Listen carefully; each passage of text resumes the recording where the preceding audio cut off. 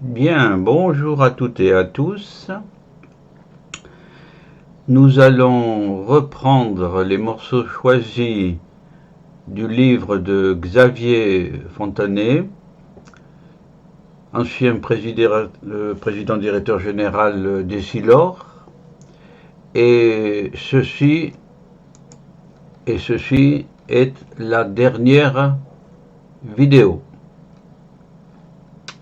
de ce livre très riche. Nous reprenons par ordre alphabétique donc la lettre M, Marx. Xavier Fontanet dit Marx et sa curieuse conception de l'homme. Bon. Évidemment, le marxisme repose sur la disparition de l'État. Alors là, c'est un point de convergence avec la doctrine libérale, bien que cela va encore plus loin que ce qu'elle dit. Voilà. Et d'autre part, pour ce qui est de l'homme, l'amélioration de l'homme, qui ne peut vouloir que le bien d'autrui, l'homo communis, c'est-à-dire une conception tirée de l'évangile, pratiquement. Voilà. Bon, là j'ai simplifié en deux phrases, disparition de l'État et amélioration de l'homme. Voilà. MEDEF. La tradition MEDEF voulait que le président rencontre des philosophes, c'est très bien, des autorités religieuses, des artistes et des intellectuels. Cela faisait partie des coutumes. L'ouverture d'esprit à tous les milieux, à toutes les richesses de la pensée. Voilà. L'Église catholique, en mettant au cœur de sa doctrine la dimension divine de chaque personne humaine, oui, a contribué à faire avancer des idées qui plus tard ont fait émerger l'économie de marché. Là, c'est un pont entre le catholicisme et l'économie du marché. C'est sujet de réflexion, ça dépasse un peu ma conception personnelle, ma modeste conception personnelle. Ce n'est d'ailleurs pas un hasard si l'Europe, première scène chrétienne au monde, a été le lieu de démarrage de l'économie de marché. Voir le livre d'Alain Peyrefitte, La société de confiance, qui a vu dans le protestantisme le développement du commerce maritime des Pays-Bas, etc. etc. Voilà. La société de confiance. Voici vraisemblablement un synode de cardinaux. Voilà. Bon. En tout cas, l'idée est intéressante. Voilà. Église, économie de marché. Mondialisation. Grâce à la mondialisation, nos entreprises peuvent devenir beaucoup plus grandes qu'en restant sur le territoire national. Ça va de soi. La meilleure façon de bâtir l'Europe, c'est que les Européens bâtissent ensemble hors d'Europe. Voilà une citation de Gaulle que je n'ai pas l'habitude de citer, et qui est... enfin, je cite Charles de Gaulle, mais cette citation-là, je ne l'ai pas citée d'habitude. Les Européens bâtissent ensemble hors d'Europe. Il faut dire que la notion d'Europe, pour Charles de Gaulle, voir le grand dessin, voir les deux vidéos que j'ai consacrées à De l'Atlantique à l'Oural. Vous découvrirez la conception très particulière, mais tirée de l'histoire, de l'Europe pour Charles de Gaulle. Napoléon. Napoléon est un soldat très différent des autres. Oui, il aime qu'on lui laisse une marge de manœuvre. Il veut qu'on lui explique le plan de bataille. Oui, je croyais que c'était lui qui élaborait largement les plans de bataille.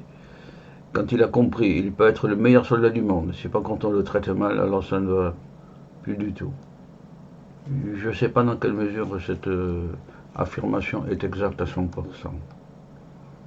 On va faire comme les Chinois. Elle est fiable à 50%. Elle est fausse à 50%. Bon. PDG, une société dirigée par un directeur général et par un président directeur général. Très bien. Voici Jeff Bezos, président directeur général. Philosophie. Je pense aussi que nos enfants doivent recevoir un enseignement de philosophie, l'une des meilleures armes pour réussir dans l'environnement mondialisé qui sera le leur. Très intéressant comme affirmation aussi. Voir les affirmations de Xavier Fontanet sur la guerre des Gaules comme meilleur ouvrage pour apprendre notamment l'économie de marché, mais à gérer une entreprise.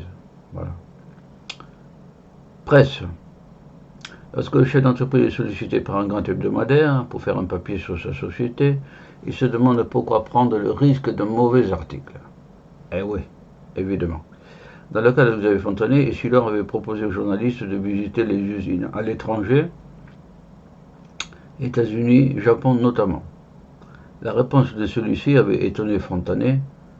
Mon journal ne peut pas financer de tels reportages. Oui. Il convient alors de visiter les usines françaises. 2 mois après, l'article n'est pas paru. Fontanet rappelle le journal. Réponse: nous ne ferons pas d'article. Tout va bien chez vous, il n'y a rien à dire. C'est bien connu dans les journaux traditionnels d'avant. Les dernières pages étaient les faits divers. Et c'était ce que l'on lisait en priorité. Les meurtres, les assassinats, tout ce que vous voulez, quoi. La presse à scandale aussi. Privé public. La sphère privée est un champ d'action mondial face à la sphère publique qui reste davantage nationale. Très vrai, très vrai, très vrai. Qui va lentement, va sûrement.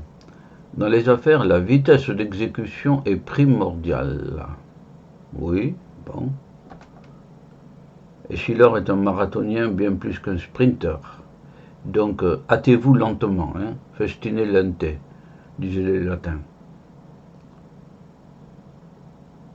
Hâtez-vous lentement.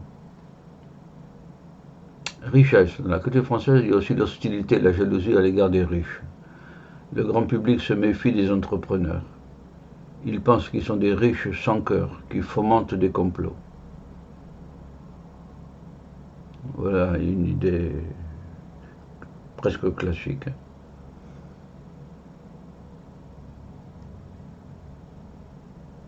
Voir le mur de l'argent qui a fait tomber le Front populaire en 1936-37. Rousseau. Jean-Jacques Rousseau est l'un des Français les plus prestigieux, inspirateur d'un socialisme dur, matiné d'écologie. Affirmation originale au sujet de Jean-Jacques Rousseau. Qu'il soit prestigieux, d'accord. Socialisme dur, sans doute. Écologie, oui. Voir les rêveries du promeneur solitaire qui n'ont rien à voir avec des rêveries. Syndicats. Nous avons chez Essilor des syndicats que nous respectons. Ils ont le sens des responsabilités. Il a bien dit précédemment d'ailleurs que les syndicats ont le sens de la participation à l'entreprise, à la fois du point de vue décisionnel et des bénéfices aussi. Ils ont raison. Ça. Ah, là, il y a une erreur de présentation. Technique. La technologie joue un rôle considérable. Les encyclopédies ont d'abord été sur le papier. Oui, oui, les encyclopédies. Oui. Les incunables, les premiers incunables. Enfin bref, le papier a été une révolution, bien sûr. Mais l'imprimerie, l'invention de l'imprimerie aussi, la technologie est au cœur de toute l'évolution. Textile et optique. Les industries du textile et de l'optique ont en commun une production d'une extrême variété. Bon, voilà une connaissance des entreprises, textiles et optiques. Sans doute le textile est encore plus vaste. Bon. L'industrie textile a 2 étages. Production dans de grosses usines et finition des vêtements dans les ateliers de confection. Production et finition. Ce sont encore Xavier Fontanet qui a déjà expliqué la fabrication des verres d'optique. Distingue aussi la production de l'adaptation du verre optique à chaque œil. L'optique ophtalmologique évolue dans le sens de l'adéquation à la personne, puisqu'il n'y a pas deux yeux, pas deux yeux identiques. L'industrie fabrique des verres semi-finis, ils sont adaptés par les laboratoires aux yeux des patients. Eh bien, voilà. Quand on voyage, on constate qu'à côté de chaque boutique qui vend des téléphones, vous trouvez désormais un opticien. Oui, c'est un des grands principes presque de marketing, d'ici là. Quand dans une rue, il y a une boutique de téléphone qui s'ouvre, quelque temps après, on peut ouvrir une boutique d'optique ophtalmologique. Travail. On ne badine pas avec le travail de dizaines de milliers de personnes. Oui, bien sûr. On ne badine pas. Oui. Même en dessous de ce chiffre-là. Vendre. Il faut écouter, faire preuve d'empathie. Un regard fait la différence. Un seul regard fait la différence. C'est vraiment de la psychologie. Le meilleur vendeur est celui qui a compris son client. Oui. Celui qui parle trop et empêche les autres de parler, ce sont de vrais poids pour les organisations.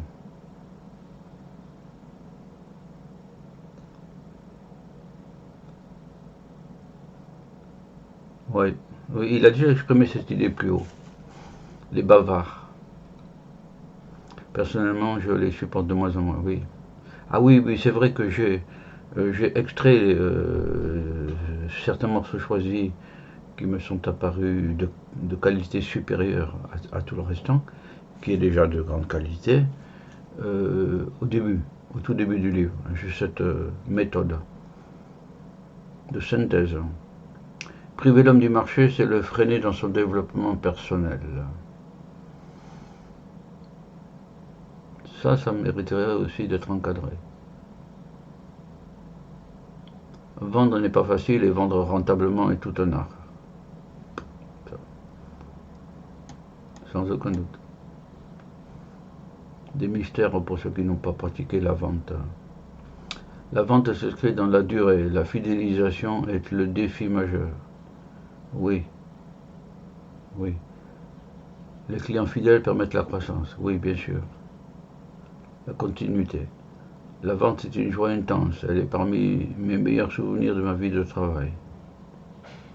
C'est la réussite de l'individu, mais aussi de l'entreprise. Ah, eh bien, après ces 7 vidéos qui ont été nécessaires à extraire la substantifique moelle, comme aurait dit Rabelais, de ce beau livre, si on faisait confiance aux entrepreneurs, qui date de 2012, mais je redis, même Jules César mériterait, comme me dit Xavier Fontanet, mériterait qu'on l'utilise aussi. Il va falloir que je fasse une vidéo sur la pensée de Napoléon d'ailleurs, parce que j'ai lu la moitié du mémorial de Sainte-Hélène lors du confinement de 2 mois, et il y a des idées révolutionnaires, remarquables. Donc je rappelle qu'avec notre méthode intellectuelle, nous avons lu, souligné, non, on a lu, c'est long de lire, souligné, c'est du boulot de plus, recopier, alors ça c'est aussi long que de lire, sinon plus, et surtout synthétiser enfin la matière de ce livre pour la présenter ici. On n'imagine pas tout le travail que ça représente, mais si on veut faire passer les idées, et encore je viens au cours de la vidéo d'hier, numéro 6, de penser qu'il fallait extraire encore quelques idées fondamentales pour faire un court montage de 3-4 minutes peut-être, pour une meilleure mise en valeur. Voilà. Eh bien, ceci étant fait, c'est avec un petit regret que on quitte Xavier Fontanet, voilà. Mais faites-en bien votre profit intellectuel, humain et culturel. Voilà. Au revoir à toutes et à tous. Et un autre livre, peut-être aussi remarquable, peut-être. Voilà. Au revoir à tous et à toutes.